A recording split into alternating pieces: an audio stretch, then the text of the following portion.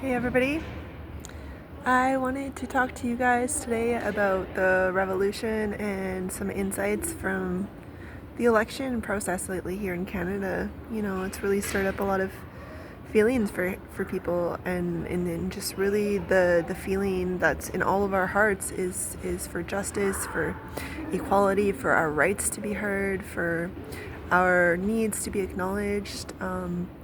And you know, people get out and vote because they think what is best for them, right? And so, you know, like there's a lot of people fighting over like this party or that party or these beliefs or, you know, the environment or tariffs or all these things really, and people get so overwhelmed, right? With all of the choices and all of the possibilities, and it's easy to enter into a fear state and be like, oh my god, I don't know what to do, I'm just gonna stay home and stay in bed because I can't face the world because it's too scary. And I just want you guys to know, like, this world is meant for us to rise up. The injustice in this world is meant to pull at our heartstrings so we can become powerful, so that we can become the change we want to see. You guys, we are the ones that we were waiting for. It's not up to the president, it's not up to the prime minister, it's not up to the 1% who hold the money and the power and the decision making. It's up to each of us to make a difference, and it starts with all of the little choices that we make every single day. It starts with how we live our life. It starts with who we are and who we're becoming. And really, it's really up to us to vote for the future that we want. Every single dollar that we spend, we're voting for the future. You know, I've heard the saying, like, all this stuff, these products are already on the shelves and these fast food chains are already everywhere. It doesn't matter if I buy them because they're already there. I'm not going to be able to change the system, so I might as well just give in and give the system what it wants, which is my money, so they can have more control and power.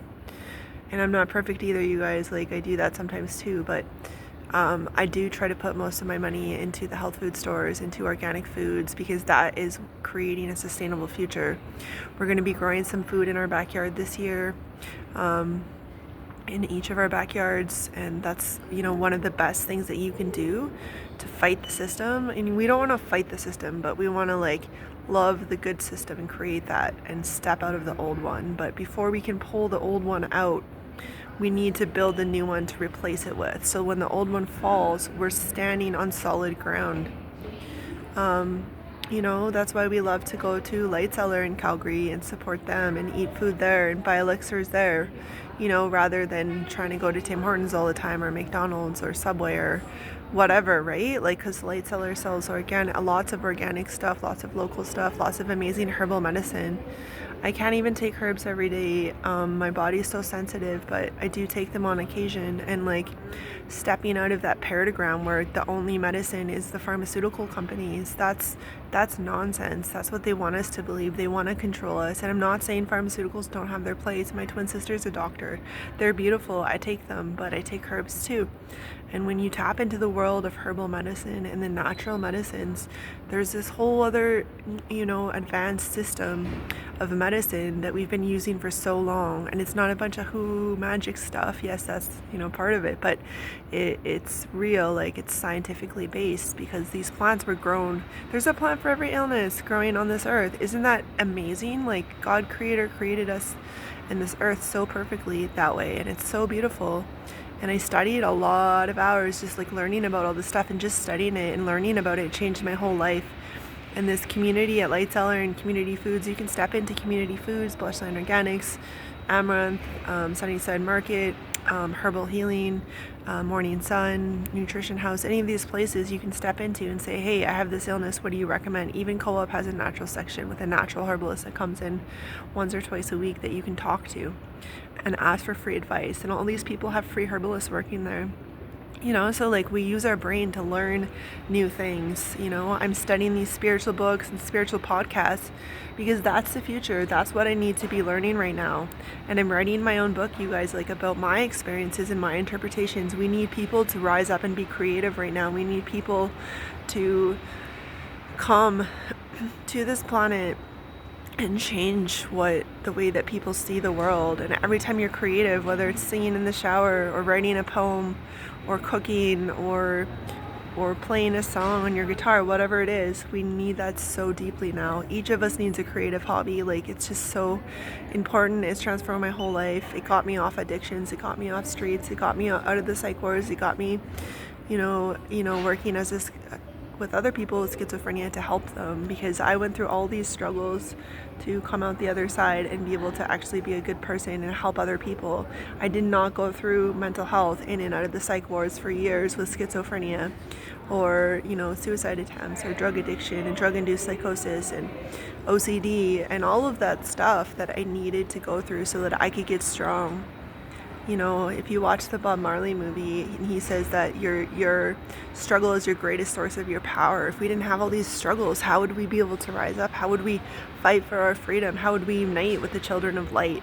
The old system is like work 40 hours, go home, watch TV, go to bed, save for retirement, and you'll be free then. That's a lie. Yeah, work hard. Yeah, that's beautiful. Yes, provide for your family, save for your retirement. That's beautiful. Yes, that's important. But we need to find ways to have fun. We need to find ways to connect in community.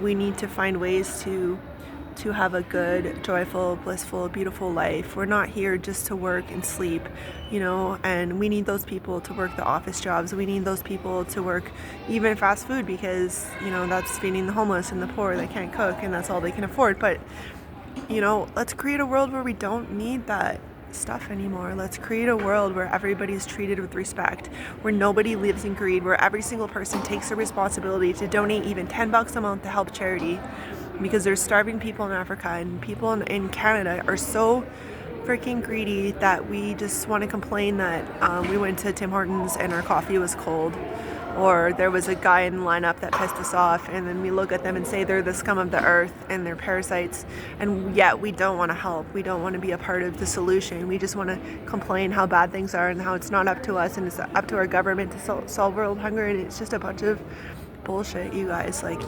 it's humans are so entitled, here in Canada, and then we just forget what's going on in the rest of the world. And I'm not saying you have to go and sacrifice all your money, and if you can't afford it, then that's okay. But we need to find ways to help. We are the 1%. We always talk about the 1%. You guys, we are way, way more blessed than people that can't even have drinking water. They can't even eat food, right? And so these systems of transporting food all around the world, like buying food from Mexico, and that's great to have, some tropical fruit here, and I do that too, but it's like support local, if you have an option between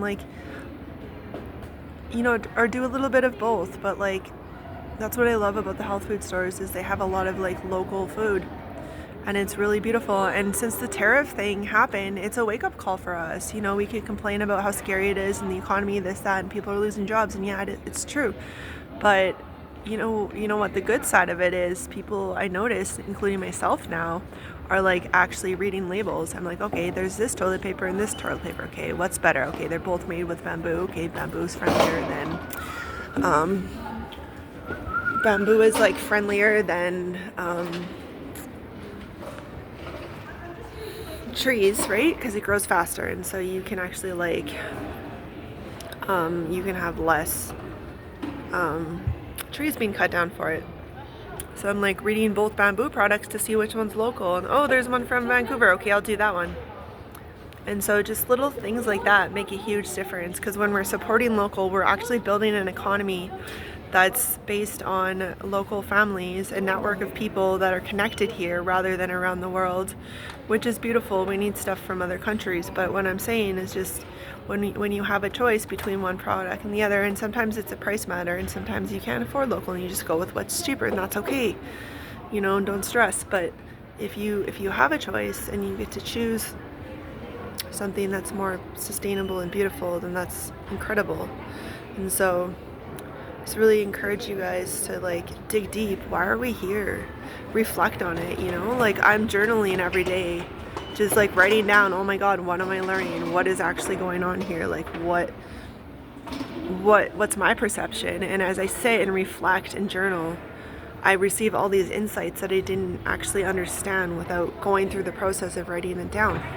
and writing my book, where I'm like writing spiritual wisdom to share with people. I'm learning new things about myself every time I write. And every time I sing a song, I go from the frequency of fear, pain, frustration into the frequency of love and joy.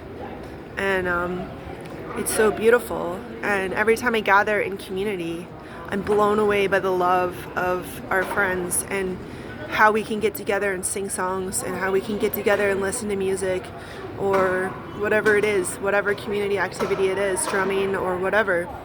It takes us back to those tribal roots of like connecting through music and song and dance and celebrating life.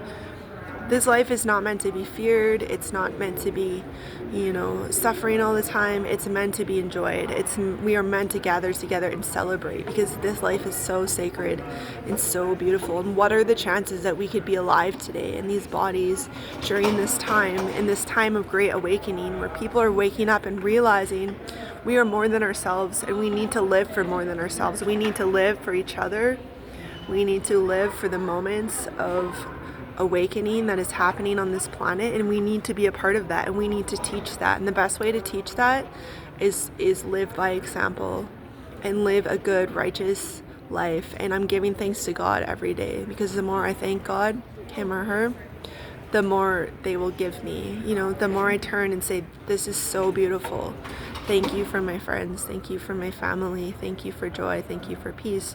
The more that stuff actually comes out, and I see it more and more, and I will receive more. So that's all.